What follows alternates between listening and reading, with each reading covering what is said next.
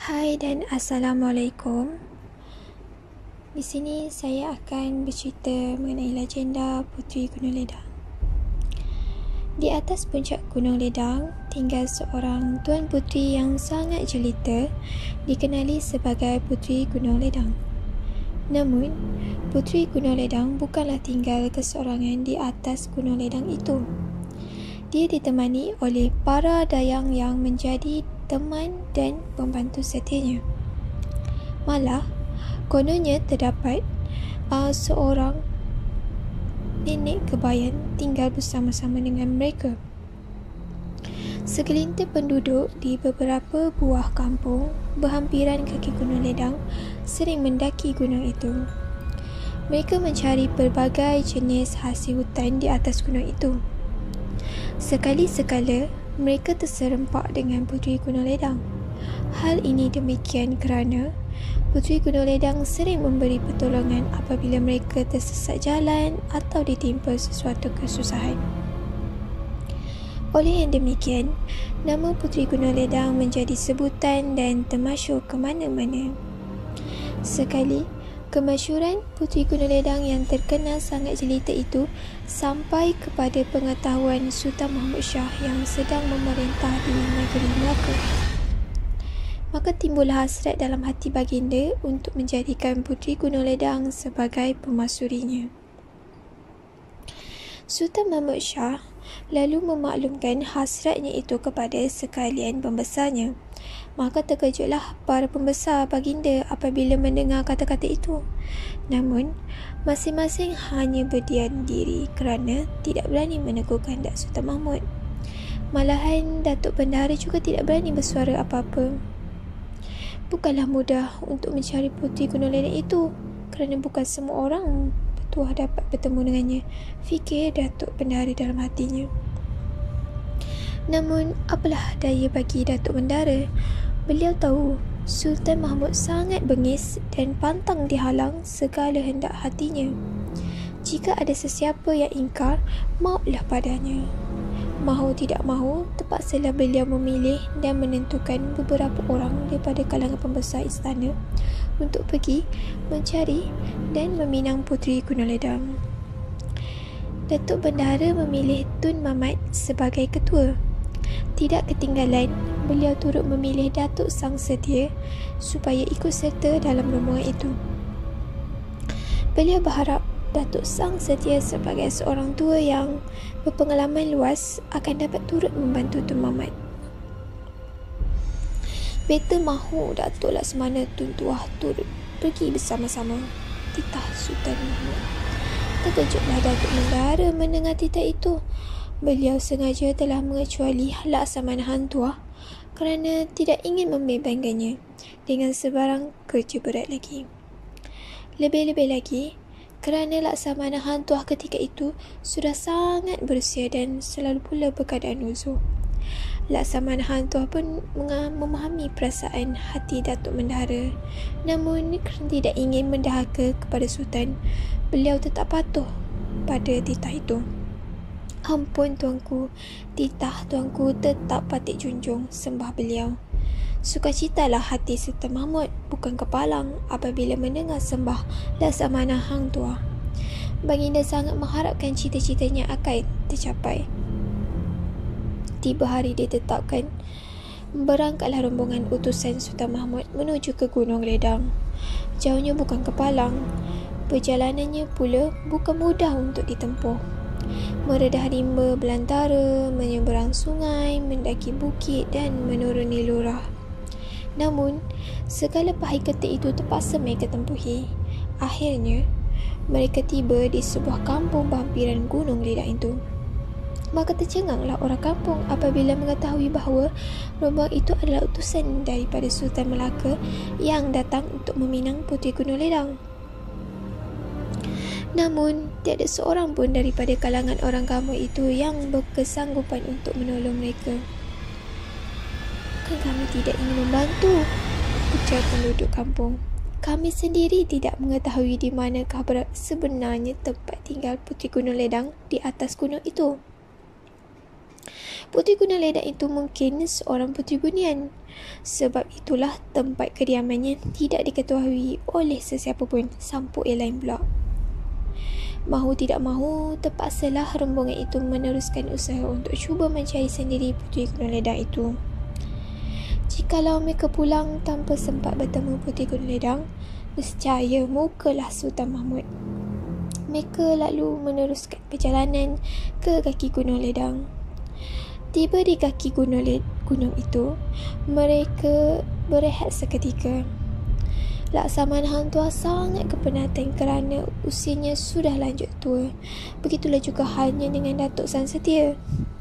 Laksamana Hang Tuah lalu menyuruh Tun Mamat dan orang-orangnya meneruskan usaha mencari Puteri Gunung Ledang di atas gunung itu. Pergilah orang kaya Tun Mamat bersama-sama dengan yang lain untuk mencari Puteri Gunung Ledang. Biarlah hamba dan Datuk Sang Setia menunggu di kaki gunung ini saja, kata Laksamana Hang Tuah. Tun Mamat patuh kepada arahan Laksamana Hang Tuah.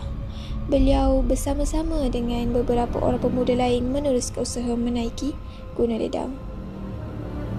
Pelbagai kesukaran ditempuhi mereka di sepanjang pendakian itu. Malah banyak pula perkara ganjil ditemui mereka. Puteri Gunung Ledang itu mungkin seorang keturunan. Sebab itulah tempat kediamannya tidak diketahui oleh sesiapa pun.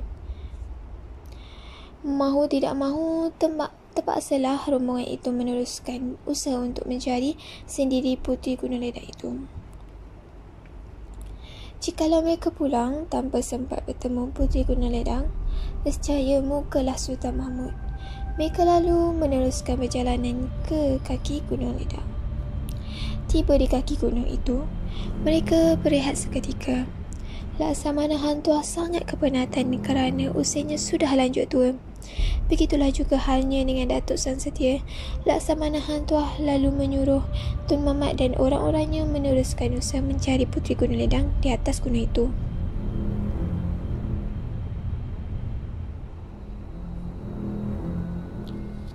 Pergilah orang kaya Tun Mamat bersama-sama dengan puteri lain untuk mencari. Biarlah hamba dan Datuk Sang Setia menunggu di kaki gunung ini saja.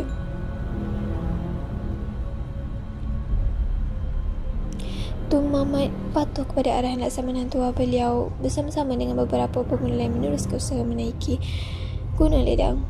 Berbagai kesukaran ditempuh mereka di sepanjang pendakian itu. Malah banyak pula perkara ganjil ditemui mereka. Tiangnya diperbuat daripada tulang-tulang besar. Atapnya pula diperbuat daripada rambut yang sangat panjang. Tiba juga rasa kecut dalam hati Tun Mamat. Tun Mamat terkejut kerana berpuluh-puluh orang gadis yang cantik tiba-tiba saja datang mengelilinginya. Tun Hamba ini datang dari mana? Salah seorang gadis itu menegur Tun Mamat. Tun Mamat segera menjawab, hamba ini orang Melaka, datang ke sini untuk bertemu dengan Puteri Gunung Ledang. Seorang nenek kebayang keluar dari tempat kediaman ganjil itu. Dia lalu bertanyakan hajat Tun Mamat. Tun Mamat segera menceritakan tujuan kedatangannya itu. Patih akan tanyakan kepada Tuan Puteri Gunung Ledang sama ada dia bersetuju atau tidak menjadi permaisuri Sultan Melaka, ujar nenek kebayan. Dia segera berjalan masuk ke dalam tempat kediaman itu semula. Tidak lama selepas itu, nenek kebayan itu muncul semula. Dia segera memberitahu Tun Mamat bahawa Puteri Gunung Ledang bersetuju menjadi permaisuri Sultan Melaka sekiranya Sultan Melaka dapat memenuhi semua syarat peminangan yang dikehendaki. Apakah syarat-syarat peminangan itu? Tun Mamat ingin tahu. Nenek kebayan menjelaskan syarat-syaratnya itu ialah Sultan Melaka hendaklah membina sebuah jambatan emas dan sebuah jambatan perak dari Melaka ke Gunung Ledang ini 7 tempayan berisi emas dan 7 tempayan berisi perak, 7 tempayan air pinang muda dan 7 tempayan air mata, 7 dulang hati nyamuk dan 7 dulang hati kuman, serta semangkuk darah Sultan Melaka dan semangkuk darah putera Sultan Melaka. Maka terpegunlah Tun Mamat mendengar segala syarat peminangan itu. Sejenak tiadalah beliau berkata apa-apa. Berdasarkan syarat peminangan yang ditetapkan itu, Tun Mamat dapat menduga bahawa Puteri Gunung Ledang tidak berkenan untuk menjadi permaisuri kepada Sultan Melaka. Namun, untuk terus menolak peminangan itu mungkin rasa tidak tergamak. Itulah sebabnya Puteri Gunung Ledang sengaja menetapkan syarat-syarat sedemikian agar Sultan Mahmud tidak berkecil hati. Tanpa berlengah lagi, Tun Mamat segera turun ke kaki Gunung Ledang. Laksamana Hang Tuah dan Datuk Sang Setia masih setia menunggu. Kawan-kawannya yang hilang dulu juga sudah berada di situ. Tun Mamat segera menceritakan kisah yang dialaminya itu kepada Laksamana Hang Tuah. Orang kaya dapat bertemu sendiri dengan Puteri Gunung Ledang itu? Laksamana Tuah bertanya ke Tun Mamat. Tidak, jawab Tun Mamat. Hamba hanya berpeluang bertemu dengan Nenek Kebayan saja. Nenek Kebayan itulah sebenarnya Puteri Gunung Ledang. Dia sengaja menyamar menjadi seorang perempuan tua, ujar Laksamana Hang Tuah. Maka termenunglah Tun Mamat sejenak setelah mendengar kata-kata Laksamana Hang Tuah itu. Tun Mamat sama sekali tidak menduga bahawa beliau rupa-rupanya telah bertemu dengan Puteri Gunung Ledang itu. Kalaulah hamba tahu Nenek Kebayan itu sebenarnya Puteri Gunung Ledang, nescaya hamba akan tangkap dan bawa pulang ke Melaka, kata Tun Mamat dengan rasa kesal. Laksamana Hang Tuah dan Sang Setia tertawa mendengar kata-kata Tun Mamat itu. Mereka segera berangkat pulang ke Melaka. Tiba di Istana Melaka, mereka segera berhadap Sultan Mahmud. Tun Mamat lalu menyembahkan kepada Sultan Mahmud akan segala peminangan yang telah ditetapkan oleh Puteri Gunung Ledang.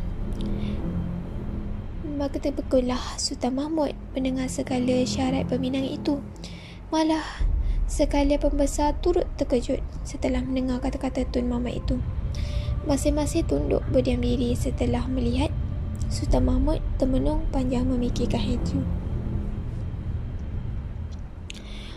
Hanya Laksamana Hang Tuah dan Tun Mamat sekali-sekala saling berpandangan.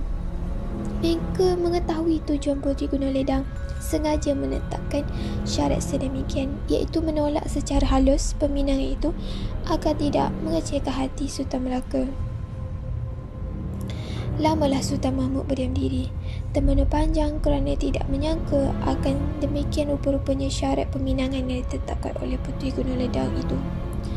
Akhirnya, Sultan Mahmud bertitah kepada sekalian pembesarnya.